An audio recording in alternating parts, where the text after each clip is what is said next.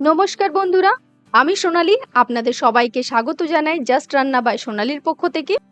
আমি আমার আগের ভিডিওতে আপনাদের বলেছিলাম এই কলার খোসা না ফেলে দেওয়ার কথা। কলার খোসা দিয়ে বিভিন্ন রকমের আইটেম তৈরি হয়ে থাকে। তার মধ্যে থেকে আমি আজ আপনাদের সাথে যেটা শেয়ার করতে চলেছি সেটা হলো কলার খোসা দিয়ে বানানো কাবাবের রেসিপি। তাহলে আর দেরি না করে ঝটপট করে দেখে নিন এই রেসিপি।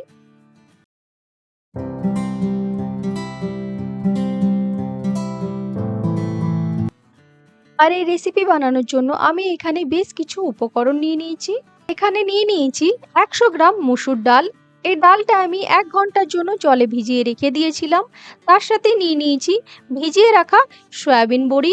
এই সয়াবিনটা আমি একটা বাউলের মধ্যে জলে ভিজিয়ে 8 ঘন্টার জন্য রেখে দিয়েছিলাম। 8 ঘন্টা পর এই সয়াবিনের জলটা নিংড়ে নিয়ে তারপর আমি এটা এখানে ব্যবহার করছি। আর নিয়ে নিয়েছি 2 টুকরো আদা, 3টে কাঁচা লঙ্কা। আর তার সাথে অবশ্যই আছে কলার খোসা। এরপর এই সবগুলোকে একসাথে মিক্সিতে বেটে নিচ্ছি। এই দেখুন আমি সব উপকরণগুলো একসাথে মিশিয়ে বেটে নিলাম। এরপর এর মধ্যে দিয়ে দিচ্ছি পেঁয়াজ কুচি। এখানে আমি একটা মিডিয়াম সাইজের পেঁয়াজ ব্যবহার করেছি। এরপর এর মধ্যে দিয়ে দিচ্ছি স্বাদ মতো নুন, হাফ চা চামচ হলুদ গুঁড়ো, হাফ চা চামচ জিরে গুঁড়ো, তার সাথে দিয়ে দিচ্ছি হাফ চা চামচ গরম মশলা গুঁড়ো, আর দিয়ে দিচ্ছি কিছুটা ধনেপাতা কুচি। এরপর এই মিশ্রণটি আমি ভালোভাবে মেখে নিচ্ছি। আমি এখানে হাত দিয়ে মেখে নিচ্ছি, আপনারা চাইলে এর জন্য স্পুনও ব্যবহার করতে পারেন। এই দেখুন আমি এখানে ভালোভাবে মেখে নিয়েছি। এরপর এই মিশ্রণ থেকে অল্প একটু নিয়ে এইভাবে প্রথমে বলের আকারে তৈরি করে নেব। আর তারপর হাত দিয়ে চেপে চেপে ঠিক এইভাবে একটা শেপ দিয়ে নেব। এইভাবে তৈরি করে নিতে হবে। এখানে আমার একটা তৈরি হয়ে গেল। এইভাবে আমি আরো কয়েকটা তৈরি করে নিচ্ছি। এখানে আমি 4টে কাটলেট তৈরি করে নিলাম।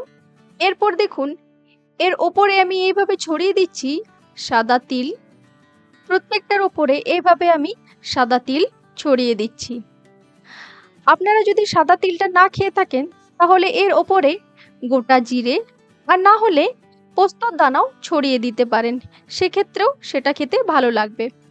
আর তারপর একটা স্পুন নিয়ে এইভাবে একটু চেপে চেপে দেবেন, তাহলে যখন আমরা এটা ভাজবো তখন উঠে যাবে না। এই দেখুন এইভাবেই আমি সবগুলো বানিয়ে নেব আর তারপর ফ্রাই করে নেব। আর কাটলেটগুলো ফ্রাই করার জন্য আমি এখানে একটা প্যানকে গরম করে নিয়ে ওর মধ্যে দিয়ে দিচ্ছি পরিমাণ মতো সাদা তেল। তেলটা গরম হয়ে গেলেই আমি এখানে একে একে কাবাবগুলো সব তেলের মধ্যে দিয়ে দেব। আর এই কাবাবগুলো দেওয়ার পর গ্যাসের ফ্লেমটাকে একেবারে লোতে রাখতে হবে। এই কাবাবগুলো লো ফ্লেমেই আমাদের ফ্রাই করতে হবে, তা না হলে হাই ফ্লেমে রাখলে উপর থেকে এটা পুড়ে যাবে আর ভেতরটা কাঁচা থেকে যাবে।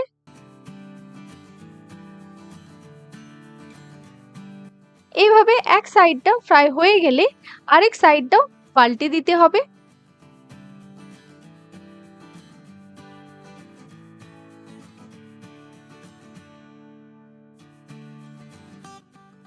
এইভাবে যখন দুটো সাইডে ভালো করে ফ্রাই হয়ে যাবে তখন একটা ট্রের ওপরে কিছু টিস্যু রেখে কাবাবগুলো তুলে নিতে হবে।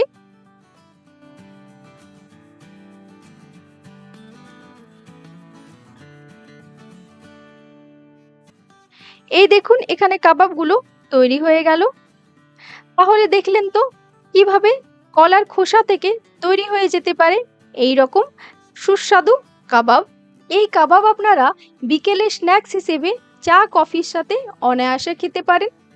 তাহলে আপনারা এটা বাড়িতে অবশ্যই ট্রাই করুন আর আমাকে লিখে জানাতে একদম ভুলবেন না কেমন লাগলো আপনাদের এই কলার খোসা দিয়ে বানানো কাবাব। আর আপনারা যদি নতুন বন্ধু হয়ে থাকেন তাহলে অবশ্যই আমাকে লাইক, শেয়ার অ্যান্ড সাবস্ক্রাইব করে যাবেন। আর হ্যাঁ, পাশে থাকা বেল আইকনটি প্রেস করতে একদম ভুলবেন না। ভালো থাকবেন, সুস্থ থাকবেন। আমার এই ভিডিওটি দেখার জন্য ধন্যবাদ।